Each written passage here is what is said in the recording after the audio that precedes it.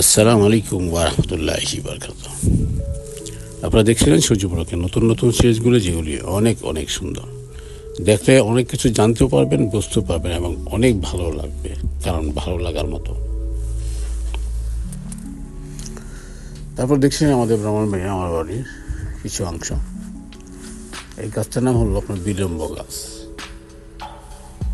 অনেক জায়গায় অনেক রকম হয়, বাট আমাদের ব্রাহ্মণবাড়িয়ার লোক আমরা তাকে বিলম্ব বলে থাকি, টক খাওয়ার জন্য আর কি। ডালে বা টক, টমেটো টক হয়, অলবেরি টক হয়, জলপাই টক হয়, ঠিক এরকমই একটা ফল, সুস্বাদু বিলম্ব ফল।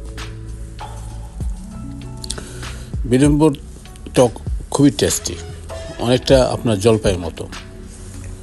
খেতে খুব ভালো টেস্ট হয়। বিশাল বড় গাছ, কারণ গাছটা অনেক বড় হয়েছে এবং বড় অনুযায়ী ফল কম। অ্যাকচুয়ালি ফল আরও হওয়ার দরকার ছিল, এতটা যত্ন পড়ে না তো, তাই সেরকমভাবে হয়নি। তবে কন্টিনিউ থাকে, 12 মাসই থাকে। অনেক জায়গায় আবার 12 মাস থাকে না, সিজনাল হয়, আবার অনেক জায়গায় 12 মাসই থাকে। যেমন এই গাছটাতেও 12 মাসই এই ফলটা থাকে। মহল্লার সবাই এসে এই ফলটা যখন যা দরকার নিয়ে যায়, কারণ প্রচুর পরিমাণ ফল থাকে।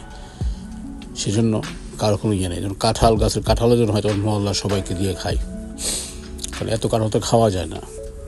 সবাই এসে নিয়ে যায়, বা যখন আমরা কাঁঠাল পারি সবাইকে বলি কাঁঠাল পেয়েছি, চলো এসে নিয়ে যাও। প্রচুর পরিমাণ কাঁঠাল ধরে। আর বিলম্ব তো দেখে নিই অলবরির মতোই আসে, ঝাঁকা ঝাঁকা, তবে গাছ অনুযায়ী ফল কম আসছে আর কি, যত্ন অবহেলাতে যা হয় আর কি। যাই হোক, খুব সুন্দর একটি গাছ, বিলম্ব গাছ। আপনার ফলটাকে চিনেন, সবাই চিনেন, তবে এক এক জায়গায় বাংলাদেশের এক রকম নাম ধারণ করে আছে।